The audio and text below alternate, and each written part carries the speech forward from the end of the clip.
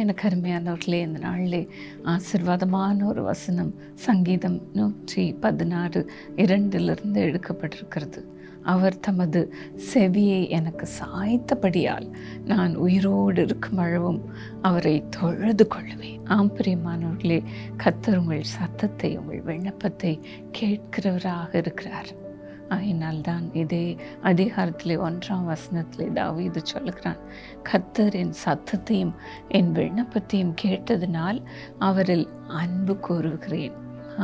ஆண்டவர் நமக்கு பதில் கொடுக்கிறதுனால் மாத்திரம் அவரை நாம் நேசிப்பதில்லை. பிரியமானவர்களே, நாம் அவரை நேசிப்பதற்கு அநேக காரணங்கள் உண்டு. நாம் அவரை நேசிப்பதற்கு முன்பதாகவே அவர் நம்மை நேசிக்கிறார். அதைத்தான் 1 யோவான் 4:19 பார்க்கிறோம். அவருடைய அன்பு மகா பெரிய அன்பு. யோவான் 15:13 நாம் பார்க்கிறோம், ஒருவன் தன் சிநேகிதற்காக தன் ஜீவனை கொடுக்கிற அன்பிலும் அதிகமான அன்பு ஒருவரிடத்திலும் இல்லை. நமக்காக உயிரையே கொடுத்திருக்கிறார். அந்த ஆண்டவரை நாம் எவ்வளவு அதிகமாக அன்பு கூற வேண்டும். அவர் நம்மேல் செலுத்துகிற அன்புக்கு பதில் அன்புதான், நான் உயிரோடு இருக்கும் வரை அவரை மட்டுமே தொழுது கொள்வேன் என்று. நான் கர்த்தரை காலத்திலும் ஸ்தோத்திரிப்பேன், அவரை துதிக்கும் துதி என் வாயில் எப்போதும் இருக்கும் என்று சொல்லுகிறான். பிரியமானவர்களே, இப்படிப்பட்ட அன்பு நமக்கு உண்டா? அவன் சொல்கிறான், சங்கீதம் 139:7, உம்முடைய ஆவிக்கு மறைவாக எங்கே போவேன், உம்முடைய சமூகத்தை விட்டு எங்கே ஓடுவேன். ஆண்டவர் நம்மோடு முழு நேரமும் இருக்கிறார். நம்ம எங்கேயும் போய் ஒளிந்து கொள்ள முடியாது. நம்மை கவனித்து கொண்டே இருக்கிறார். ஆங்கிலத்தில் நாம் சொல்லுகிறோம், he is a silent listener என்று. நம்மோடு கூடவே இருந்து அவர் நம்மை கவனித்து கொண்டே இருக்கிறார். சங்கீதம் 40:1 தாவீது சொல்லுகிறான், கர்த்தருக்காக பொறுமையுடன் காத்திருந்தேன், அவர் என்னிடமாய் சாய்ந்து என் கூப்பிடுதலை கேட்டார் என்று. பயங்கரமான குழியிலே, ஒளியான சேற்றிலே இருந்து என்னை தூக்கி எடுத்து என் கால்களை கண்மலையின் மேல் நிறுத்தி என் அடிகளை உறுதிப்படுத்தினார் என்று சொல்லுகிறான்.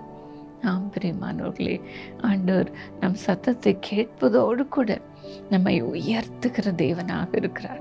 குழியிலிருந்து உயர்த்துகிற தேவனாக இருக்கிறார். நாம் எவ்வளவாய் அவரில் அன்பு கூற வேண்டும், எவ்வளவாய் அவரை நாம் தொழுது கொள்ள வேண்டும். நாம் வேதத்திலே பார்க்கும் பொழுது ஒரு குருடன் ஆண்டவரை நோக்கி இப்படியாக கதறுகிறான், தாவீதின் குமாரனே எனக்கு இறங்கும் என்று. மார்க்கு 10:48-49 போன்ற வசனங்களில் இதை பார்க்கிறோம். அவனை சுற்றிலும் இருந்தவர்கள் அவனை பேசாது இருக்கும்படி அதட்டினார்கள். ஆனால் அவனோ இன்னும் அதிகமாய் கூக்குரலிட்டு, தாவீதின் குமாரனே எனக்கு இறங்கும் என்று கதறினான். இயேசுவால அதுக்கப்புறம் போகவே முடியவில்லை. அவர் நின்று அவனை வரும்படி அழைத்தார் என்று வேதம் சொல்லுகிறது. அவனை அழைத்து சுகமாக்கினார். அவன் குருட்டு கண்கள் திறந்தது.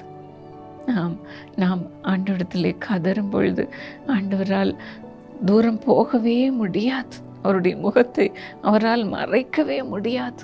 அப்படியே நின்று நம் சத்தத்தை கேட்பார். பிரியமானவர்களே, இன்னும் நம்ம சத்தத்தை ஆண்டவர் கவனிக்கிறாரா என்று நாம் சொல்லிக் கொண்டிருக்கலாம். ஆனால் ஆண்டவர் இன்றைக்கு சொன்னபடி அவர் செவியை நமக்காக சாய்க்கிறார். பிரியமானவர்களே, ஆகையினாலே இந்த நாளிலே நாம் ஆண்டவரிடத்திலே கதறுவோமா?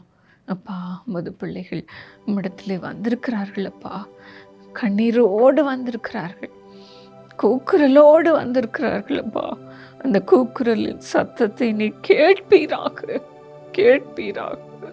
நீ சொன்னது போல கேட்பீராக. இப்படியே செவியை திறந்து கேட்பீராக. ஆண்டவரே, அவர்கள் கண்ணீரை காண்பீராக. இன்றைக்கு ஒரு அற்புதம் நடக்கட்டும் சுவாமி, நடக்கட்டும்.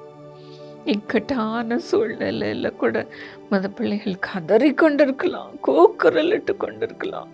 ஆண்டவரே, எமது பிள்ளைகளை விடுவியோப்பா, விடுவியும் விடுவியும். கடன்காரன் வந்து கதவை தட்டுகிறான் என்று சொல்லலாம்ப்பா. ஆண்டவரே, அவர்களுக்கு ஒரு விடுதலை கொடுப்பீராக.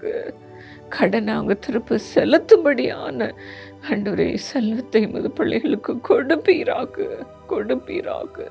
ஒரு அற்புதம் நடக்கட்டும் சுவாமி, ஒரு அதிசயம் நடக்கட்டும்ப்பா. ஆண்டவரே பிள்ளைகளுக்கு திருமணமாகாமல், குழந்தை இல்லாமல், இன்னும் உயர் பதவி கிடைக்காம கதறி கொண்டு இருக்கலாம்ப்பா.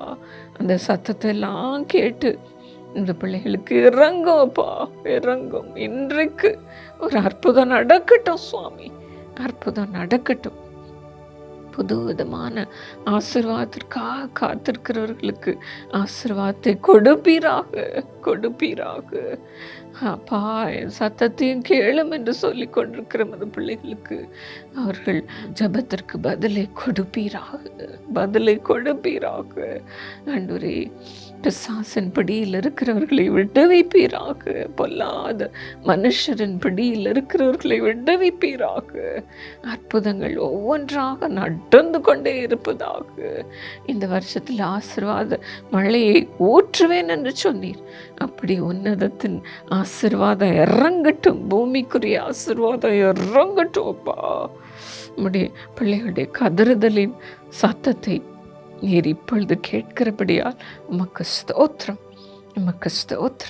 உமக்கு நன்றி, இயேசுவின் நாமத்தில் ஆமென். God bless you friends. இன்னும் உங்களுக்கு ஜெப தேவைகள் இருக்குமானால் எங்கள் இயேசு அளிக்கிறார் ஜெப கோபுரத்திற்கு வாருங்கள். இன்னும் எங்கள் தொலைபேசி எண்களை இந்த ஸ்க்ரீனில் இருக்கிற அந்த எண்ணை குறித்து கொண்டு அதற்கு தொடர்பு கொள்ளுங்கள். உங்களுடைய காலுக்காக எங்களுடைய ப்ரேயர் இன்டர்செசர்ஸ் எல்லாம் காத்து கொண்டிருக்கிறார்கள். நீங்கள் உடனே ஃபோன் செய்து ஜெபித்து கொள்ளுங்கள். கர்த்தர் உங்களுக்கு அற்புதம் செய்வாராக. இந்த நிகழ்ச்சியிலையும் நீங்கள் அற்புதங்களை பெற்றுக்கொண்டிருப்பீர்களானால் எங்களுக்கு அதை எழுதி தெரியப்படுத்துங்கள். கர்த்தர் தாமே உங்களை அளவில்லாமல் ஆசீர்வதிப்பாராக. God bless you. மே 3ஆம் தேதி 4ஆம் தேதி மாலையிலே திருநெல்வேலியிலே பிரான்சிஸ் சேவியர் இன்ஜினியரிங் கல்லூரி மைதானத்திலே இயேசு அழைக்கிறார் பிரார்த்தனை திருவிழா நடைபெறப் போகிறது. மூச்சு விட முடியாமல் தவிக்கும் ஒரு சகோதரியை பார்க்கிறேன். கர்த்தருடைய வல்லமை உங்கள் லங்ஸுக்குள், இருதயத்திற்குள் இறங்குகிறது. உங்களை இப்பொழுது இயேசு தொட்டு சுகமாக்குகிறார். அவருடைய ஜீவன் உங்களை நிரப்புகிறது. Be healed, dear sister. கர்த்தருடைய வல்லமை உங்கள் மீது இறங்குவதை நான் பார்க்கிறேன். Thank you Jesus. Margaret, God's power came upon you right now.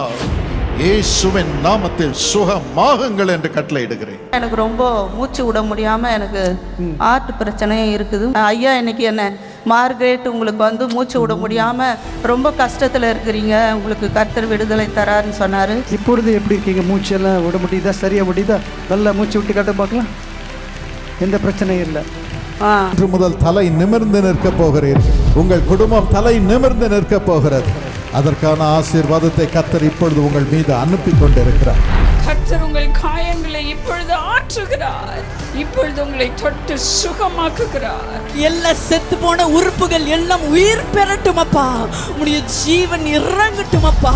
நிச்சயமாகவே முடிவு கூட்டத்திற்கு இப்பொழுதே ஆயத்தமாகுங்கள். அதற்காக ஜெபம் பண்ணிக்கொள்ளுங்கள். இந்த கூட்டத்தை நடத்த நான் வாலண்டியராக இருக்க விரும்புகிறேன், ஜெப வீரராக இருக்க விரும்புகிறேன். வேனிலே ஜனங்களை கூட்டிக் கொண்டு வந்து ஆசீர்வாதத்தை பெற வைக்க விரும்புகிறேன். இன்னும் தேவைகளை சந்திக்க நான் உதவ விரும்புகிறேன். இன்னும் பாடல் பாட விரும்புகிறேன் என்றெல்லாம் சொல்லுகிறவர்கள் இந்த டெலிஃபோன் நம்பருக்கு ஃபோன் பண்ணுங்க. இயேசு அழைக்கிறார் ஜெபகோபுரம் திருநெல்வேலியில் இருக்கிறது. அங்கும் நீங்கள் போய் பதிவு செய்து கொள்ளுங்கள். பாளையங்கோட்டை, திருநெல்வேலி, அதை சுற்றுப்புறம் இருக்கும் அத்தனை பட்டணங்களுக்கும் அத்தனை கிராமங்களுக்கும் ஆசீர்வாதத்தை கொடுக்கும்படியாக 2 நாள் நமக்கு கொடுக்கப்பட்டிருக்கிறது. இந்த நாட்களை நீங்கள் குறித்து வைத்துக் கொள்ளுங்கள். நாம் சேர்ந்து சந்தித்து இயேசுவின் பாதத்தில் ஜெபம் பண்ணி அற்புதங்களை நாம் ஜனங்களுக்கு கொண்டு வருவோம். இயேசுவை கனம் பண்ணுவோம். God bless you.